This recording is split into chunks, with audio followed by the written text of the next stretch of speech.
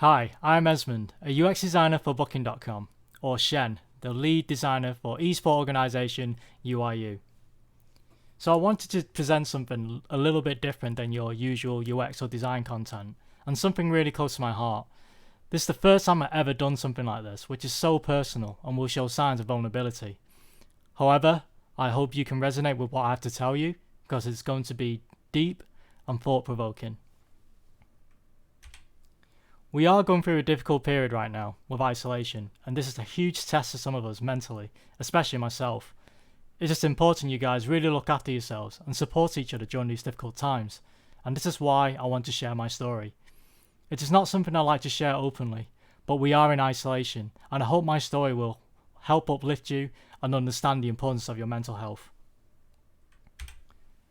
So last week, I decided to go into therapy because I was struggling to cope with a negative mindset in isolation.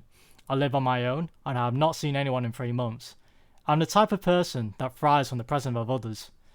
There was a lot of bad news going on with the world at the moment, and I found it very difficult to stay positive.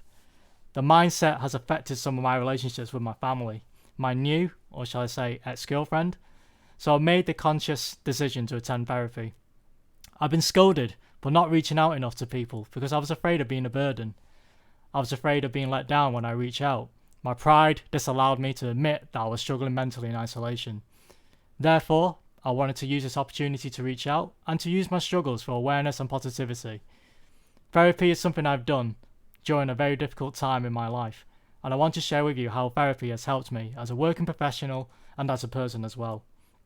On a side note, there is no shame in seeking help or going to therapy. You do not need to be diagnosed with a mental illness to seek help. We all have our struggles, and it is okay to not be okay. There are many topics covered in my therapy sessions, but there is one I really want to focus on today, which is self-acceptance and validation. It is something I am challenging myself every day, and to say I nailed self-acceptance is wrong and far from the truth. However, I believe in effort, progress, and a journey to becoming better accepting who I am. There is no final destination to self-acceptance and improvement. It is an ongoing struggle, an ongoing journey, and most of all, an ongoing adventure. A bit of background about me. I'm Chinese. I was born in the UK in a traditional Chinese family from Hong Kong. I was part of a culture that has strong family morals and values, but also a culture that thrives on status and wealth. Being part of this culture has made me believe that I must surpass expectations in order to be respected. Like all parents, especially in Asian families, they take great pride in their children, and as a kid, I want nothing more than to make my parents proud. I had cousins and distant relatives who had all very respectable career jobs. My brother, Ryan, is an aerospace engineer. Vicky was a vet. Samuel, a merchant banker. Lisa, logistics. Jimmy, owner of an estate agency. Kay with biochemistry. Joanna, a lawyer. And then there's me, a designer. In short, I was the black sheep of the family. I was the eldest in the family. I wasn't exactly the brightest lad in the family tree. Unlike my other family members, I decided to pursue a career in design. And to be honest, I did have a hard time from distant relatives and family members, questioning my mum on whether she made the right choice on letting me become a designer.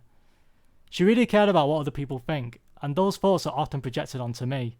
Hence why I always had this pressure of expectation. There was a moment that impacted the rest of my life that was affected by my mum in particular.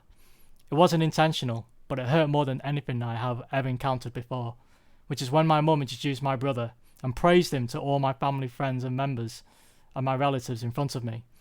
I was sat there watching as my mum speaking so proudly of my brother. And when people asked about me, my mum says, yes, he is going to be a graphic designer. Then suddenly changes the conversation back to my brother. I was sat with my cousins at the time, not understanding why my mum wouldn't introduce me proudly like she did with my younger brother. And to make matters worse, my cousins were all talking about their great futures of going to Oxford, Cambridge University, or how much money they're going to make. I really felt out of place.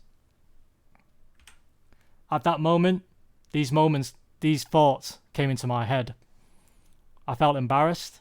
I felt ashamed. No good. Why can't I be better?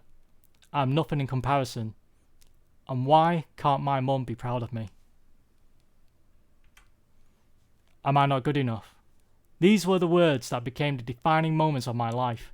I continued to pursue the path of a designer with the aims of being successful, despite the ups and downs, challenges I had to face to get there. Fast forward 4 or 5 years, I completed university, landed my first big job as a design contractor. In that time, I had my own place. I financed a fast car. I bought expensive clothes and I'd gone on a lot of holidays. I became obsessed with status. Why?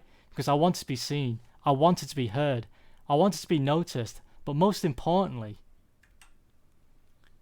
I wanted the praise and attention that my mother gave to my brother from everyone else. I wanted a reason to live, to be validated that my existence was important. It became an obsession that when the whole family reunited again, I was a different person. Not for the better, but for the worst. I made sure that the people sat on that table knew how I felt by being passive-aggressive. I belittled their progress. I showed no empathy with their career changes because they didn't pursue the career paths they set themselves out to do, despite having that Cambridge or Oxford degree. I wanted them to know my pain, make them feel what I felt at the time when I thought I was irrelevant and small. I didn't enjoy it. It was painful because I felt this was the only way for me to be seen, to be acknowledged and to be respected, that I can be better through hard work and effort. But the truth is, I felt more alone than I did before. By counting down this path, with my first to wealth and success, I lost and fell out with a lot of my family and friends, including my mum. I remembered one day I went back to my mum's place picking up some clothes. My mum didn't hear me come in the house and she was on the phone to my auntie. She was crying and I heard her say, "I don't care how much money he makes. I don't care where he is at in his career. I just want my son back." I knew in that time something had to change. However, at the time, I didn't know therapy was available. I changed briefly for that moment, but I found myself slipping back to my old ways. Treating life as a competition, this has subconsciously continued for another 4 to 5 years, and I do this without realizing it. My obsession of status, wealth, being seen, being heard, gave me motivation and drive to spear me ahead in my career. However, these behaviours impacted the loss of my friends, the loss of my family, but also cost me my marriage. All because I wanted a sense of importance, to be acknowledged, to be validated, to be respected. Through the impacts of others, I decided to seek therapy, to guide me towards the right path, because there must be a happier way to live life than the way I was living it. I realised I was seeking happiness in the expense of others instead of myself, and needed guidance to understand what it means to live. I was driven to be better than everyone else, and always feel that I've got something to prove, just because of that one moment of feeling small. Because of this obsession, I knew I needed help.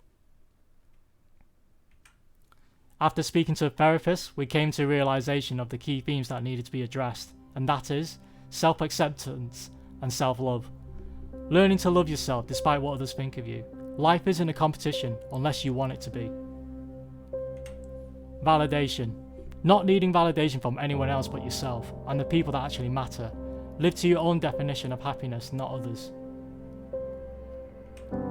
These were the key problems of how I lived my life. By speaking to a therapist, I learned to see things in a broader perspective. It opened my mind that life can be beautiful if you want it to be. I realised status and wealth are not the real path to happiness. I became exhausted trying to prove myself. All that time, I was trying to prove my worth to other people, when in reality, I had nothing to prove to anyone but myself.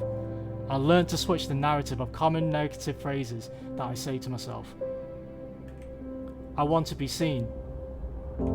I am seen by the people who love me and know my value. I am not good enough. I am damn good. I am good at what I do. I am proud of what I've accomplished so far. Appreciate the now. Don't dwell on the past or worry about the future that hasn't happened yet. I want to be loved. I am loved by my family, friends, and the people that matter. My life has no meaning. I have a purpose. I am still here and still standing, and this is my story. Therapy made me realise that in order to get the best out of life, it's to love and be kind to yourself, not condemn yourself to the expense of others. Allow yourself to feel the pains that you have, Allow yourself to suffer and to make mistakes. These moments will pass, and our failures will help us grow and evolve. I spent many years condemning myself on not being good enough, going down a slippery path of obtaining a status. I also condemned myself for feeling angry, hurt, upset, for feeling weak and not having the ability to ignore pain and struggle. Do not feel ashamed. You are only human. Feelings do not define weakness. We all live in different ways. Ignore phrases such as "get over it" or "man up." You don't need this toxicity in your life. Everyone has their own journey and definition of happiness. Make sure to live yours. And strength is recognizing a problem, understanding who you are, and actively seeking the pursuit of change. And the last phrase I want to leave you is, it is okay not to be okay. Every human strives to be a better version of themselves, but we must first accept and recognize who we are, which includes our qualities and our imperfections. We can always change. It's never too late to do so. The first step towards change is recognizing what changes need to be made. Don't be ashamed. Don't feel embarrassed. Don't ever feel you're not good enough. As working professionals, we are problem solvers. We are good at solving business and daily problems, but we still yet to fail to understand the biggest problem of all, which is ourselves. And that is something we need to continue to progress and learn. This is called being self-aware. And remember, live for yourself. Live for the people that matter, not your followers, not your clout, not for wealth or status. You have a purpose. You have the right to live. You are here for a reason. You are loved, especially from your families, close friends, and of course, me, because you are listening to my story today. Look after yourselves, because remember, no one else is going to be living your life for you. Thank you for listening, and I wish you all the best in your own journeys to self-acceptance.